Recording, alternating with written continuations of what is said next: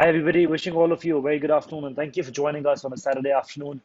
We're here with Mr. Aman Jain, who's the CMO of GyanDhan, uh, which is a non-banking financial institution.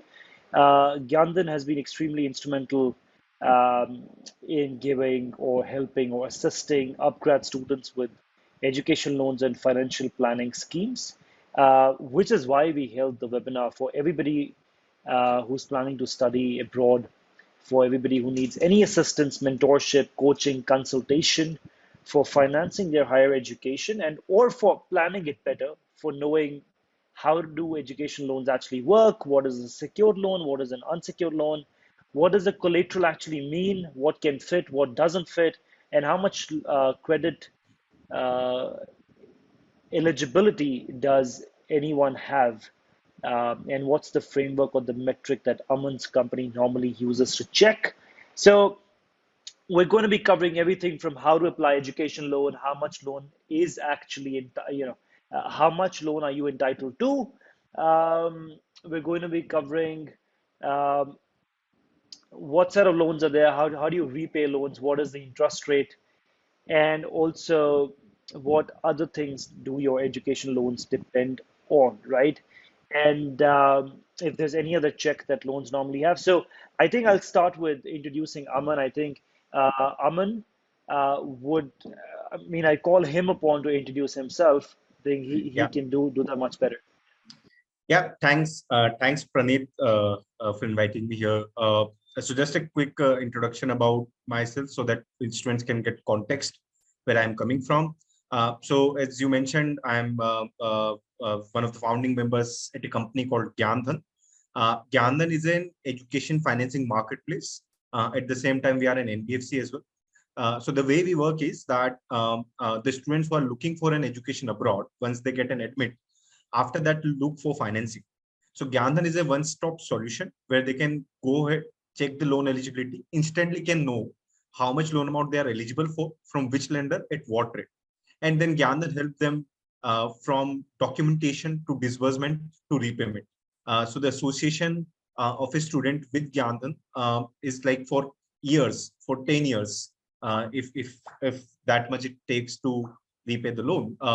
Any students who took loan from us in 2016, they reach back to us when they want to foreclose their loan. And we work with all the major lenders in the market, be it State Bank of India, Axis Bank, ICICI Bank, and many private NBFCs as well. So yeah, as of today, proud to say that 25% of the students who are going abroad at least are checking loan eligibility with GyanDhan. So they are using GyanDhan eligibility tool to find out how much amount they can get at what interest rate.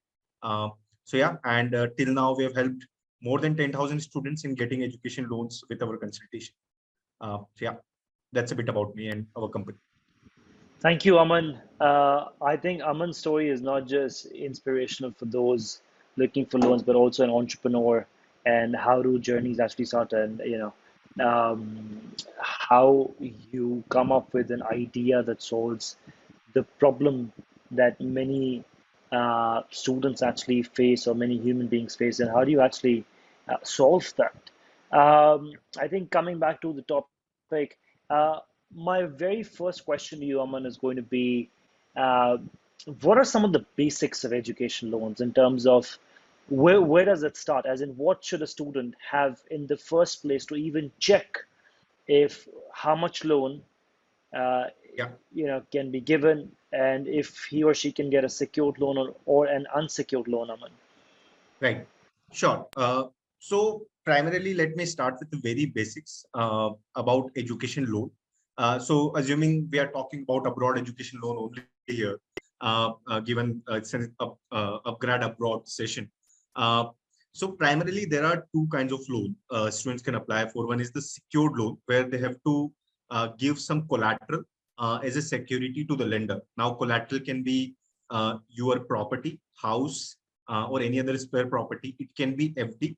At times, it can be insurance policies as well. So let's say if you have a long-lasting insurance policy with LIC, with a very good surrender value, that can also act as a collateral. So that is the loan with collateral. There usually you get the value of the collateral as the loan. So for example, your house worth is as per the government circle rates, 50 lakh rupees. So you should be easily able to get 50 lakh rupees on that. Let's say somebody is requiring 15 to 20 lakh rupees, then the house value or the property value should be just 50 to 20 lakh rupees. Good thing about secured loan is that these loans are only and only dependent on the property value.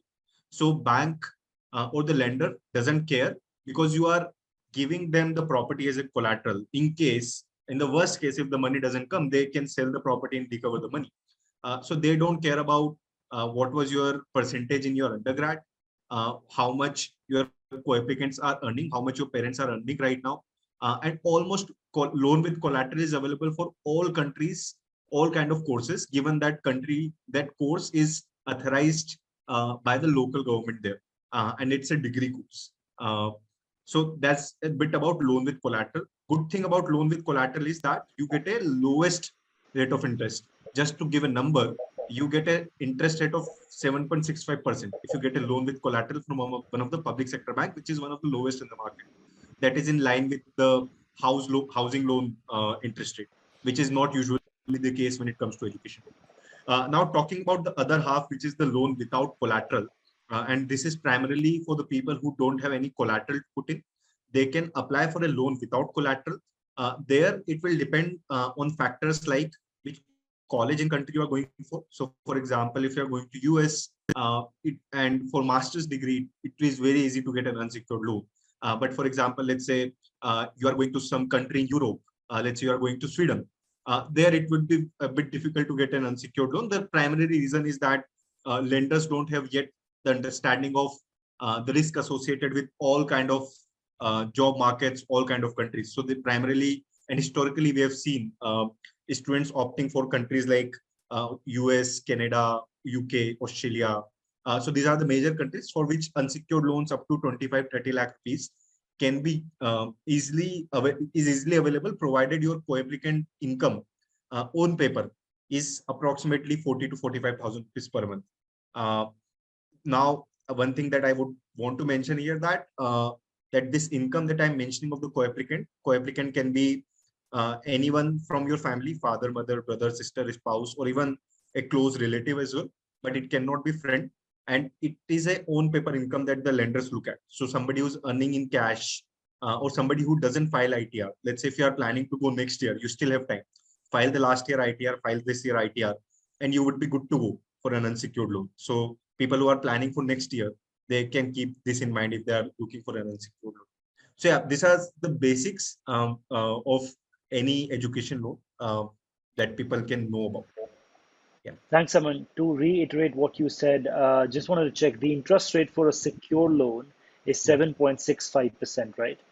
Yeah, it starts at 7.65%. So the only difference is for female candidate, it is 7.65%, and for male candidate, it is 8.15%. There is a concession for female candidate by the Indian government, and yeah, that's why the rate is lower for female candidate. Got that. And unsecured loan you mentioned is only applicable for masters, is it?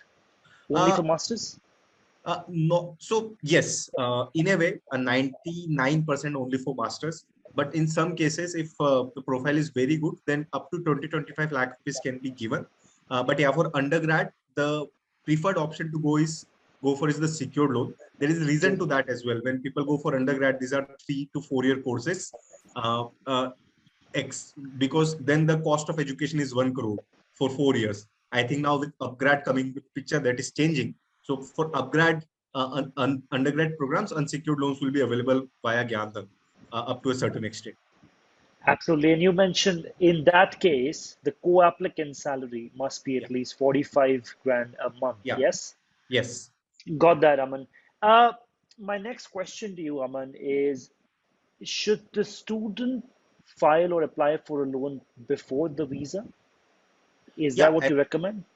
Yeah. So I recommend the moment you get the admit, you should apply for an education loan.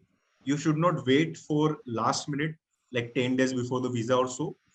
So there are certain reasons to it. One is for almost all the visas application or visa interviews, the proof of fund is a mandatory document. Like for example, in US, you have to show the proof of amount equivalent to I-20 document. For Yes. UK, Australia, Canada, money needs to be blocked, put into a blocked account.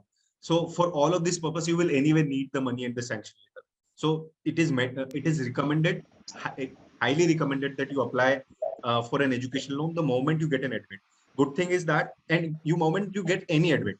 So let's say if you got an admit from college A, and you have applied in 3 colleges, you are yet to hear from other colleges, it's fine. You apply for the first college. If you get an admit for another college later, and if you want to change the college, it's a very simple process to do so. But you won't have to do the entire process again. It's just a simple modification will be done in the loan application, and the loan sanction letter can be given again for the new university. So what you're saying is, as soon as they have the first admit letter, Yeah, that is when you recommend the loan to be applied. And regardless if they change the college later or they yeah, get admitted into one more or two more universities, they can still maneuver the option without repeating the same process again. yeah, Got yeah. that. I think that does answer the question we had, one about the best time to apply. The other thing, Aman, as you mentioned that any property or any surplus piece of land or any house, uh, Mhm. whenever you will apply for a loan against it. Now, supposedly, if there's a case where there's an existing loan running on a piece of land, Yeah. uh, but which is lesser than the value of the land, can that piece of land or that house still be used? Right. Or So go ahead. yeah, yeah. So as I said, so let's say if you have a 50 lakh rupee property, at max you can get a loan of 50 lakh rupees on that. Right. Got that. Now on this 50 lakh rupees, you already have a home loan of 25 lakh rupees. So Got you that. can get another 25 lakh rupees on the education loan. The only caveat is that the home loan and education loan needs to be from the same lender, because you cannot have original property documents kept at 2 different banks. So usually what we do is whenever there is any such scenario, and it's a very usual scenario, everybody buy houses basis home loan only. So what we do is we transfer the home loan to the preferred lender of the education loan, who gives almost the same interest rate. And anyway, education interest rate in the housing loan market are very competitive. So they get the same interest rate on the home loan, plus on the top of that, on the same property, we help you getting the education loan as well. Right, Aman. We've got a few questions in the chat box. Would really recommend if everybody can use the Q&A box instead of the chat box. I think it's very easy for me to keep a track. Yeah. Aman, somebody just asked you loan for Germany without collateral. So Rohan, Aman did mention that any X amount of loan is permissible for masters as long as the co-applicant salary is beyond 40 to 45,000 rupees. Yeah. Yes, Aman? Yeah. Yeah. Okay. We will soon dive into the exact criteria that Aman's company uses to establish or discern how much loan can be given to, what sort of an applicant. What's the maximum processing time for loan approval, Aman? Right. So it will depend on which kind of loan are you applying for. So as I mentioned, there are 2 kinds of loan. One is secured and unsecured. So now in the secured loan, if you are giving a property, then the property legal valuation, property valuation needs to be done, and that is done by a third party. Now all of this takes 10 to 12 days. Because we have to approach a lawyer who will do the legal, will prepare the legal report. They check that, okay, if the house is built as per the government permission, government approved map, and all the property documents are available or not. And then there is a separate person called evaluator who comes evaluate the property. And all of this report submits in the bank for the final approval of the loan. So in a secured loan, where you are applying for a loan with property, 12 to 15 days you should keep at your disposal. If you're applying by a GyanDhan, if you're applying directly, it may take 1 to 2 months as well. If it, if you are, if you have a very bad luck. But yeah, with us, 12 to 15 days is what you should keep for the secured loan. For unsecured loan, if all the documents are available today, you upload the document on a website, we can guarantee a approval later by tomorrow. Because unsecured loan, all we need to look at is the salary and CIBIL. If both of them is fine, the approval can be done basis that. Just while we're discussing it, and I see one question as well on the interest rate of the unsecured loan. So that I missed, I think. So there is a huge difference in the interest rate of secured versus unsecured loan. As I mentioned, secured you can get at 7.65 or 8% on an average. Unsecured loan start at 10.5 or 11%. Now, difference of 3% in the interest rate if you don't give the collateral. Just to do a quick calculation, if you are taking a loan of 40 lakh rupees, the difference in 3% is the difference of 1,20,000 per year interest. On an average, you take loan for 5 to 7 years. So that's like 10 to 12 lakh costly if you apply for an unsecured loan. So that's equivalent to buying a new car or going to a world trip. If you have a property, apply for a loan with collateral and go on a world trip, I would say, rather than giving it to a bank. Thanks, Aman.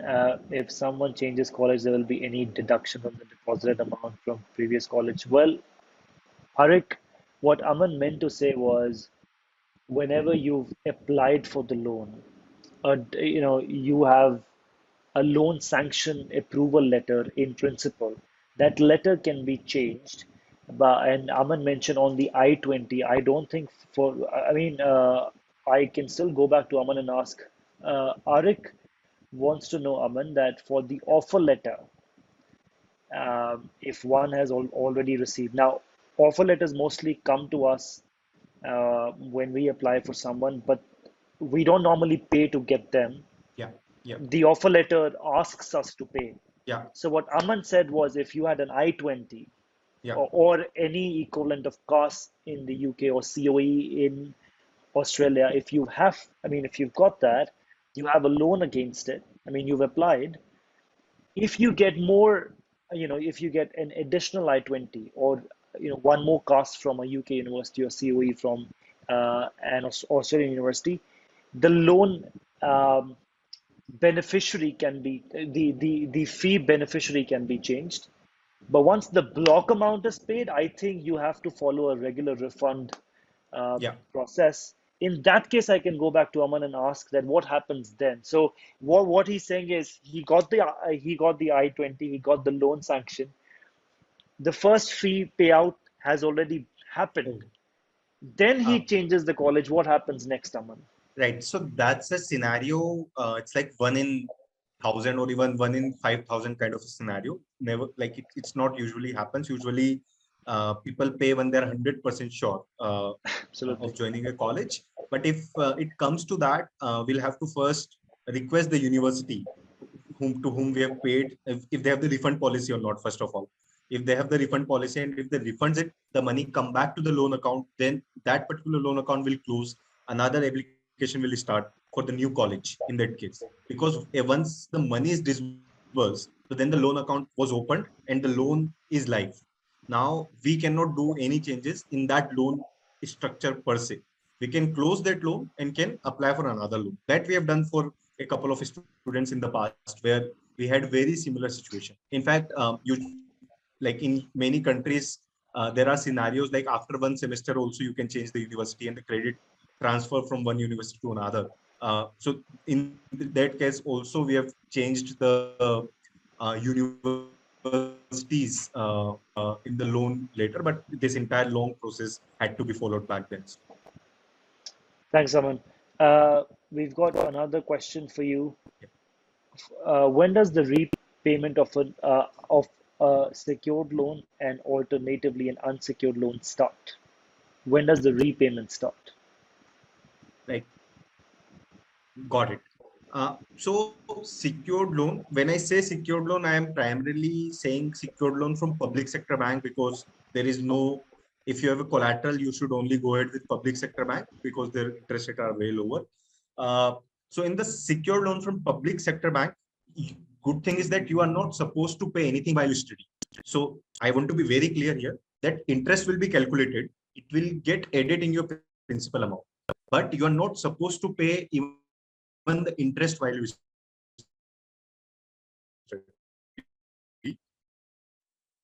Your EM going for masters of 2 years, your repayment will start after 2.5 years. If you are going for let's say bachelor course of 4 years, then your repayment will start after 4.5 years. So you get entire what they call moratorium period. So you get a moratorium period where you don't have to pay anything. While in unsecured loan, they don't give you a complete moratorium. That means that they ask you to at least pay interest per month. So let's say you've got the unsecured loan approved for 40 lakh rupees. Now in the first year you take, or in the first semester you take 10 lakh rupees out of it as a disbursement. So in the while that 10 lakh rupees is out, on that 10 lakh rupees, the interest to be paid. And subsequently, let's say in the second semester, if you take on that 20 lakh rupees, collateral interest to be paid. And your EMI starts again after 6 months or 1 year of completion, of course, depending on the lender you are taking the loan from. So that is the primary difference between a secured and unsecured loan in terms of the repayment. Thanks, Aman. Uh, I think we can jump to the next question. One moment, please. We've got so many of them. Uh, for unsecured loan, for an unsecured loan, if my father has already co-signed an ongoing loan for my sibling, can he co-sign a loan for me as well up to 15 lakhs? That's the question. That will, yeah, that will depend on what is your father's salary. So if the salary is enough to bear another EMI of unsecured loan, or the another interest component of the unsecured loan, then there is absolutely you will get another loan on the same coapplicant. But let's say just a scenario, let's say 40,000 rupees, 50,000 rupees is the income per month. There is an education loan EMI of 30,000 already, and then there is a car loan EMI of another 7-8,000. Then actually there is no scope of adding another EMI on the top of that on that salary. Then the another education loan will not be sanctioned. In that case, we'll need another co-applicant, maybe any other earning member from your family. Thanks, Aman. Currently, a loan is going on for my property, can still get a loan up to 50 lakhs. Well, Ruchika, what Aman meant to say was, look, everything depends on the valuation as per the government uh, of your property. Then it depends how much value is your loan already sanctioned or disbursed for. And Aman mentioned that you have to go to the same bank to check how much of it can be sanctioned again. If the amount sanctioned is not equal to the valuation of your property. Hope that made it clear. Yeah. Uh, Sumana wants to know criteria for availing these loans. I think Sumana will just get to that in a bit. I am going to ask Aman about every document that is actually required to file for a loan. Of course, your income tax returns, your bank statement, and any property that you own. So your movable assets and your immovable assets both count, right? Your immovable asset would be a land or property or an agricultural space, whereas your movable assets will be your liquid funds. Uh, what if the co-applicant is a businessman? So Shivin, I don't think it really matters who they are. I can still go back to Aman. Shivin wants to know what if the co-applicant is not salaried and runs a business? I don't think that has anything to do with it as long as they have a return that shows the income. Yeah. Yes. Yeah. Germany block account loan possible. Okay, so now one of the more important things that they've been asking is you mentioned that they get a loan amount dispersal on their academic fee, but what all can actually be covered? Can flight tickets, visa, living expenses, can those also be covered, Aman? Yeah. So everything and anything is covered as long as that money is needed for the educational purposes. So what I mean by that is, so you are going abroad, obviously the tuition fee will be there. Then the rent will need to be paid. Then the cost of food is included, flight cost, book cost, laptop cost. In fact, if you want to attend any conferences, that cost, everything, the block account cost, everything is included in the education loan. The only thing is that you will have to do a better planning at the start. That means you should be aware that how much money you will be needing. And at the time of applying for the education loan, you need to mention all that cost, that these are the 15 uh, uh, cost item that have, I need my tuition fee is 30 lakh rupees, but I have another expense of another 15 lakh rupees. So I need total 45 lakh rupees. So you need to mention it upfront in the education loan application itself that 45 lakh rupees is total needed. 30 lakh rupees is for my tuition, 15 lakh rupees is for my other expenses. And that distribution also you will need to show. While we are talking about it, I would like to mention that the tuition fee component directly goes to the university. So you and the living expenses usually gets divided uniformly among the number of months you are going for. So for example, there are 4 semesters, you got 10 lakh rupees as the living expenses. At the start of every semester, they will give you 2.5 lakh rupees upfront itself, in the form of debit card or preloaded debit card or something like that. Thanks, Aman. Will the banks consider a property with notary for collateral, or is it mandatory to have a registration for the house? Uh, that's a very specific question. I think I'd put that to Aman. That Sorry, yeah, I'm not able to follow. Where are we? If you can read out the question again. yeah. So he wants to know if the legal registry of the house is not done, Yeah. can that still be offered as a collateral? No, so if it is locked up, it can only be locked up in 2 scenarios. One is that, okay, some legal case is going on the property, or the other is, so in that case, the loan will not be done on that property. Other is that you've already taken a loan, and that's why it is locked up somewhere. So in the second scenario, we've already discussed that we need to transfer the loan. But if there are any legal cases that is going on, then you cannot get a loan on that.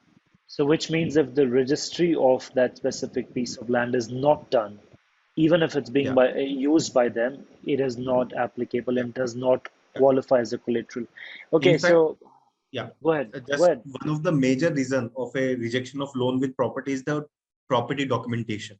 And that's where again, GyanDhan come into the picture. We tell you that, okay, hey, let's say you are from Bangalore. So we know that in Bangalore, there is specific B-Khata properties which are not acceptable. Let's say if you are from Delhi, then we know that there's something called Lal Dora properties, not acceptable. So depending on which area you are coming from, and these are the major cities example I've given you, but we can be as specific as you are coming from Uttar Pradesh, then in Uttar Pradesh, these are the property documents which are usually required. So while you are consulting with us, we tell you that, okay, these are the list of documents you need to prepare. And if there are any, we only start the process when the entire documentation is there. In fact, we at times go on a video call with you over the Zoom call to check the documents, if all the documents are proper or not, before asking you to submit it in the branch or before even coming to your home to collect the documents. If there are any document which is not available, we tell you how to get the document. But yeah, majority of the cases that gets rejected on properties because of the incomplete documents available.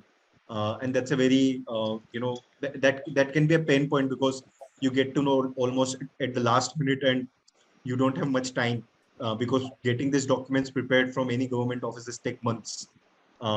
And then you will have to opt for unsecured loan, and that will again be costly, and maybe you will not be eligible for unsecured loan. In that case, you will have to defer your admit. So yeah, those are the scenarios you don't want to be. Thanks, Aman. To get I-20, we need to show funds. Does loan lender provide it within 1 week as soon as we apply for loan? I already got admit, but not yet got I-20. So, Aman, I think what Lakshmikar wants to know is how early do you get a loan sanction letter? So, Aman did mention that if it's a collateral loan, he will need about 15 days to get back to you. But if it's a non-collateral or an unsecured loan, he can do it even within a day if documents are just okay. Yeah. Would can go back to him and ask if I missed anything. So just yeah. On the top of that, because this question specifically mentioned I-20. I-20. So usually there is a myth, and many like people people who are working in the industry, they themselves also follow this, that I-20 is required document for the loan. No, that is not required. So you don't need to wait for the I-20. We can get your loan done without I-20, because in fact many universities to give you I-20 or cash or COE ask for proof of fund. So we cannot ask you to give you a sanction letter that you give us I-20 and then we'll give you the sanction letter. Then the entire purpose of having sanction letter goes away. So you don't need to wait for I-20. You can apply for a loan without I-20 as well. And timelines you correctly mentioned. Got that, Aman. The tuition fee is to be paid directly to the university by lender, but what about living expenses? How disbursement of living expenses is done by lender? Is it in our account or in university account? So Nisha, I think Aman did mention that they can give you a card on which everything is there, but I Yeah. can still go back to him. Yeah, I think that's it. So they can also transfer it to your account as well, but preferred way is they give a prepaid card. Got that. Which means all the amount at once, whatever the student has put down is going to be transferred, or do you do it yearly basis? No, not at once. Bank usually asks for schedule of expenses, that what is your schedule of expenses, and basis that they give it. Usually they, if it's 4 semester program, they divide it by 4 per semester, they give of the total amount. Got that, Aman. I think it's a good time to jump in and let you guys know that you asked multiple times about how to contact GyanDhan. I think you can contact GyanDhan through upGrad. upGrad has some really affordable masters and bachelors programs where you spend a couple of months online with upGrad and you finally transfer to on campus. If a regular degree in the US would cost you about 1 crore plus for bachelors, it now costs about 40 lakhs with upGrad. If a master's degree would cost you about 35 to 40 lakhs, it now costs you under 20 lakhs with upgrad. So the portion of studies, maybe 2 subjects out of 10 that you have in masters in the US, or maybe half of the curriculum in the UK, we normally ensure that as much of modules as you can cover in India, they are provided on upgrad's on upgrad's tech platform, and you can then actually transfer on campus. So we give you additional leeway. We give you that space for yourself to arrange your funds, to apply for loans, and while all of that is happening, you don't have to waste your time. 6 months or a year, you can actually study 1 year of your curriculum back in India and then finally transfer.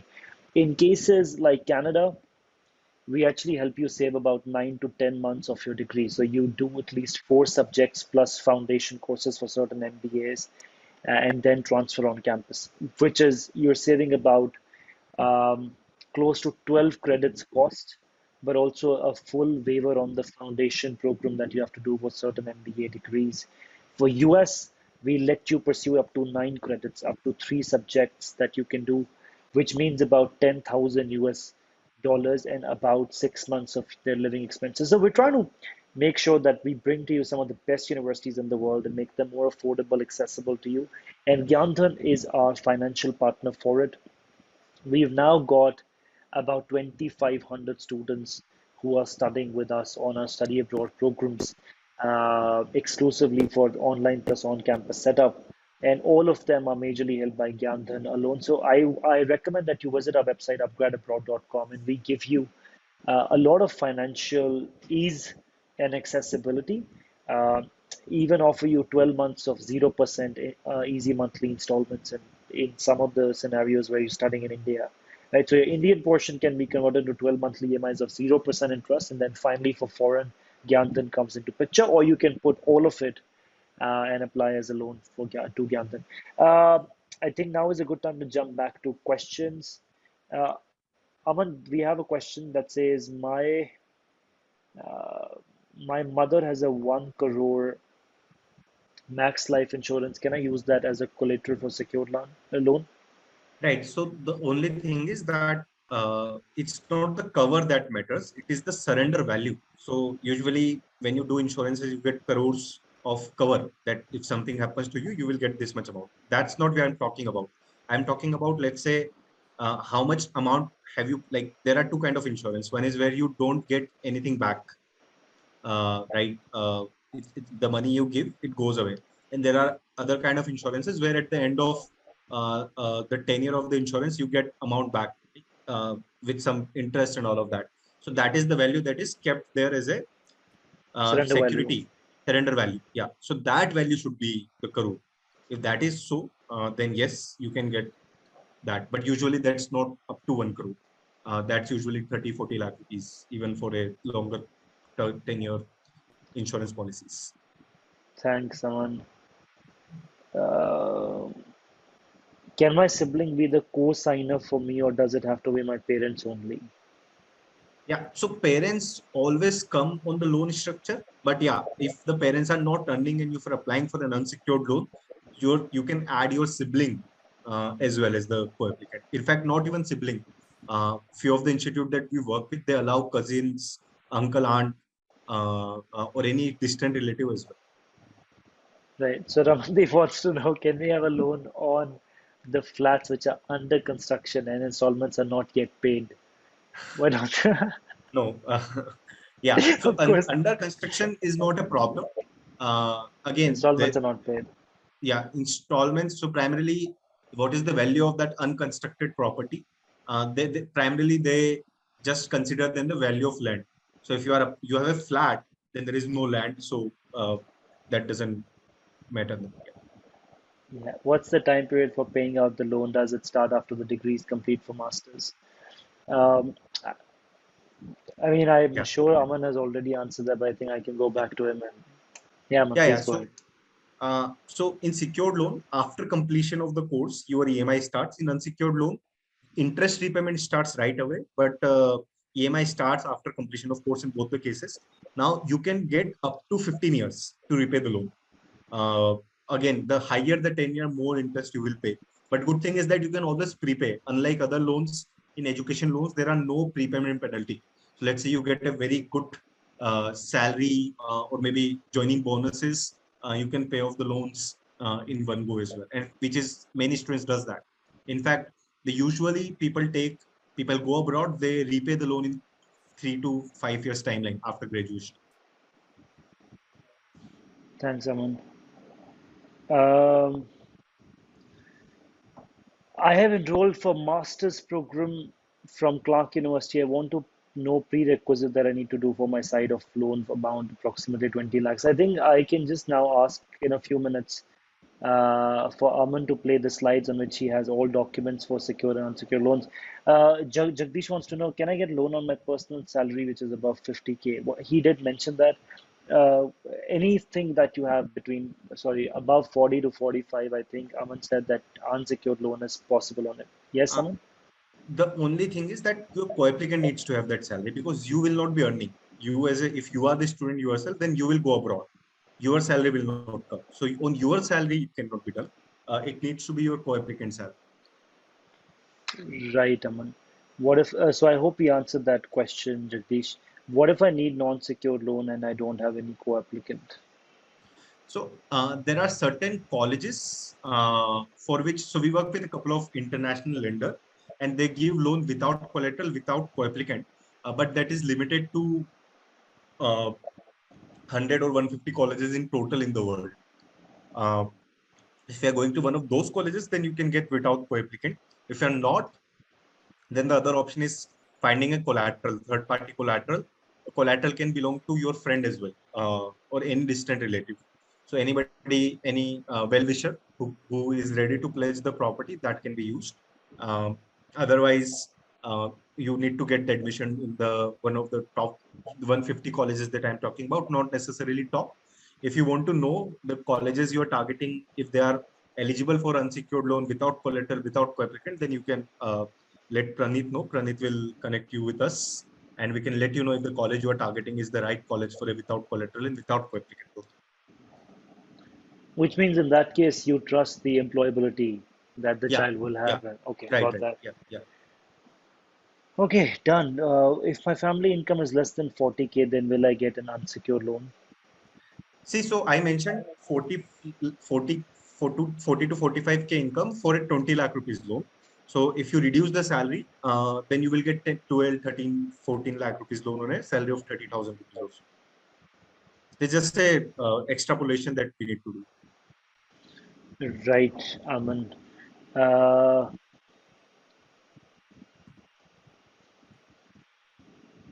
if legal registry value is 5 lakh, but actual evaluation of property is 25 lakhs, how collateral loan can be processed for 25 lakhs?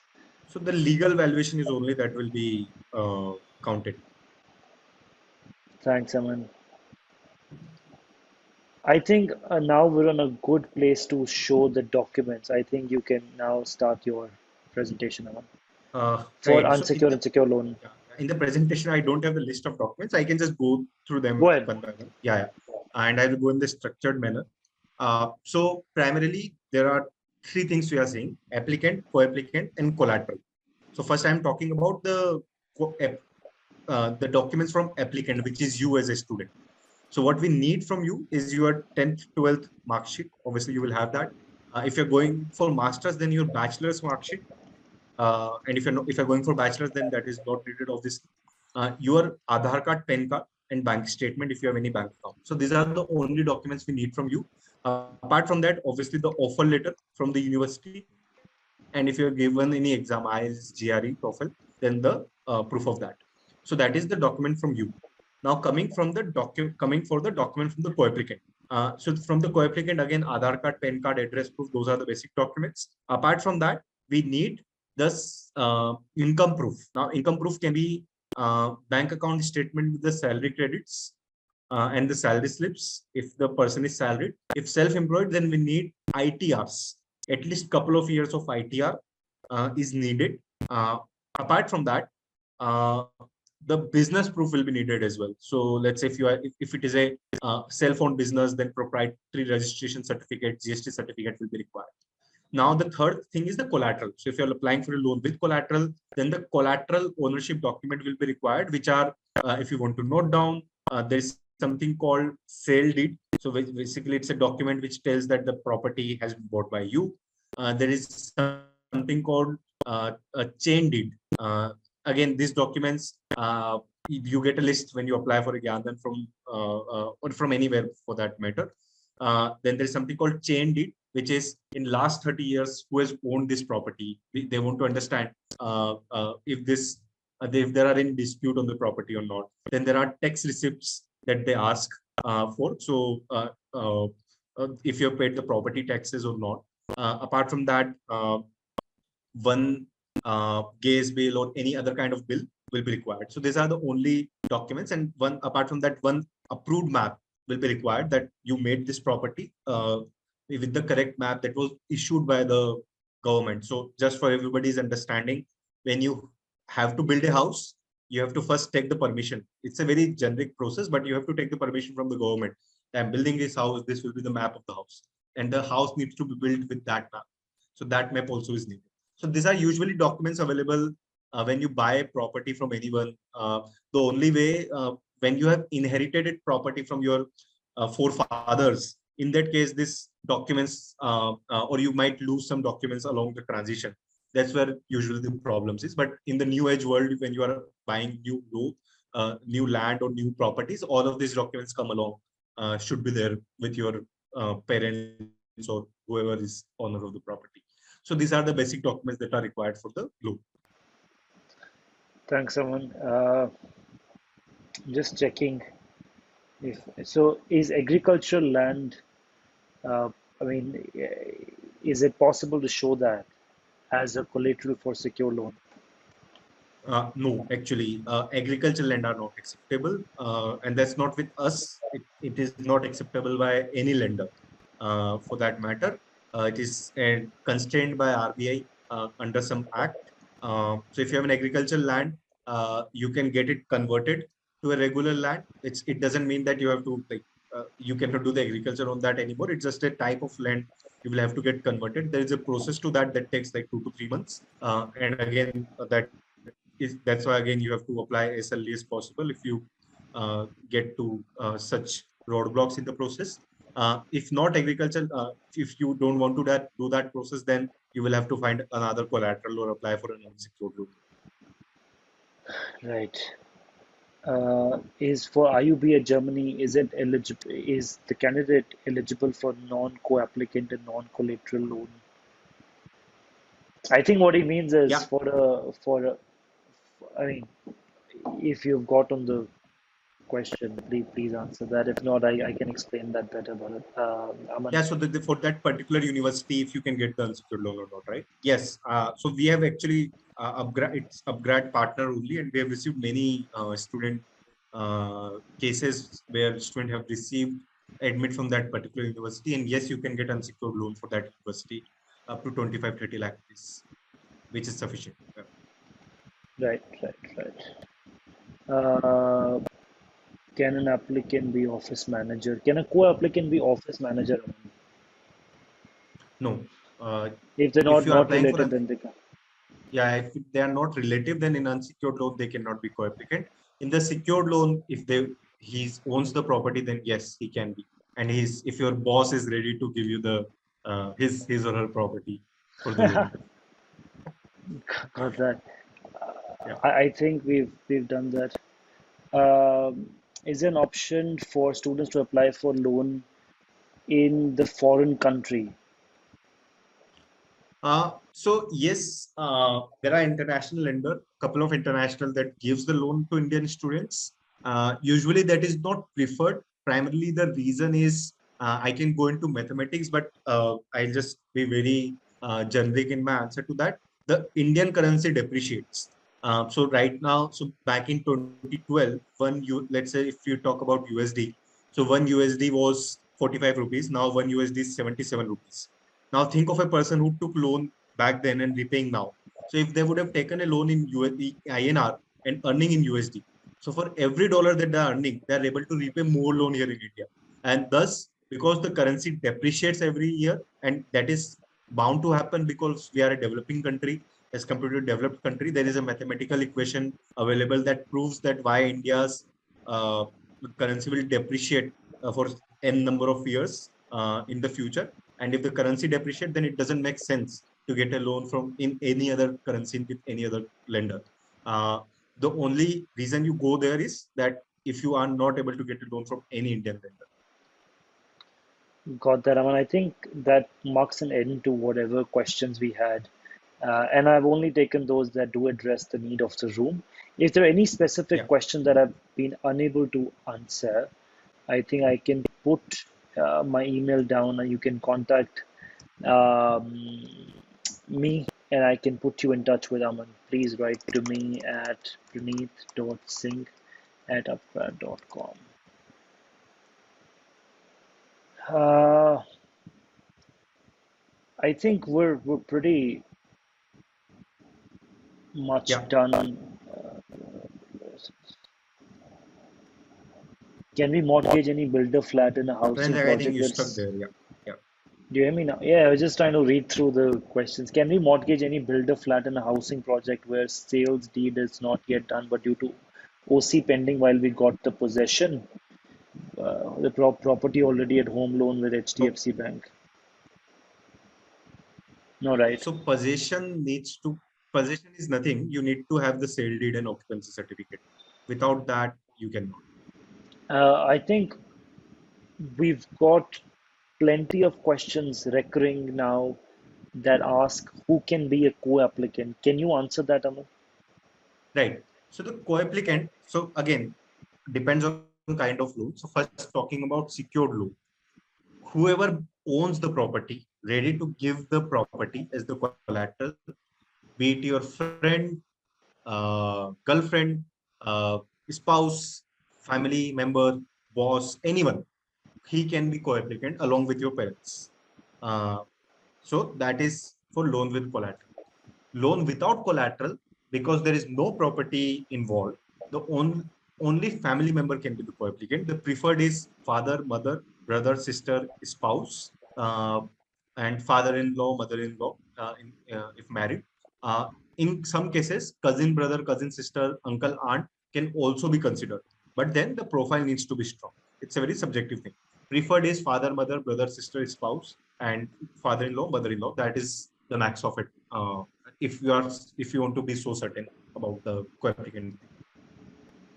Okay, you were mentioning about the unsecured loan right now. Unsecured loan. Right Unsecured. now, this is for unsecured loan. Secured loan, as I already mentioned, that anyone can be co-applicant along with the parents if they are ready to pledge the property. Right. Anyone, if they're willing to Anyone. pledge the property. Yeah, yeah, So yeah, I hope we answered the student who was asking if my office manager can be a yeah, yeah, co-applicant. yeah, yeah. Right. Um, Universities provide financial aid uh, to international students as well, and then you have GyanDhan and upGrad helping as well. Given one is studying through upGrad for that particular university, so which is most recommended? So, Shelly, that's a good question. Look, what upGrad continues to do is we try to bring the value of, sorry, the cost of your education as low as possible by giving you as much component of the curriculum as it is possible to be covered in India with as much integrity academically. Okay, that brings down the cost by 80%. already. So instead of 25 lakhs, you're doing the same module at 2.5 lakhs in cases of bachelor. In cases of masters, you are saving up to 10 lakhs of rupees by spending at least about 1.5 to 2 lakhs for your initial component, all the way to 3 lakhs, depends on how long is the component. Plus, our universities give you scholarship any which way, right? We're doing that anyway. Your playground to start with is our 80% cost reduction and scholarships. Then GyanDhan comes into the picture and then gives you a loan for that. So you are actually using all three mediums to cut as much cost as you can, increasing the return on investment, right? I hope I answered that. I think we're short on time, so we will take your leave. Um, but I am super confident that we will help you. So please write to me on praneet.singh@upgrad.com. I will provide you my email address again, and I will make sure that I have a full finance team, and I also have affiliates of GyanDhan who are working with us very closely, and we will get them in touch with you. Aman, would like to thank you once again. I think you've been very, very, very kind and generous to us and have answered most of the questions. Wishing you a lovely weekend again. Wishing you a lovely weekend and wishing everybody else a lovely weekend ahead. My Yeah. colleague Arushi. Thanks, Pranit, for inviting me. Yeah. Yeah. Thank you, thank you. It has always been a pleasure. Also, for those looking for recordings, we have a YouTube channel on. We have a YouTube channel called upGrad, and all our webinars go recorded. Um, get recorded and go live on YouTube, so you can always access and browse our library and check for any previous webinars. This webinar in particular will be live maybe on Monday, and please feel free to open that and watch that. I have hosted Aman in the past also, so you can always search for GyanDhan on our YouTube library, and we could definitely get that done. I have already started getting my emails flooded with mails for Aman. I think I'm going to be spamming him very soon.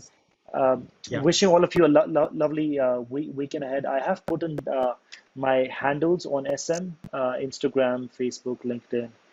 Please feel free to browse through them. And also, please visit our website, upgradabroad.com. We wish you all the best. Okay. Thanks once Thank again, you, Aman. everyone. Bye bye. Yeah.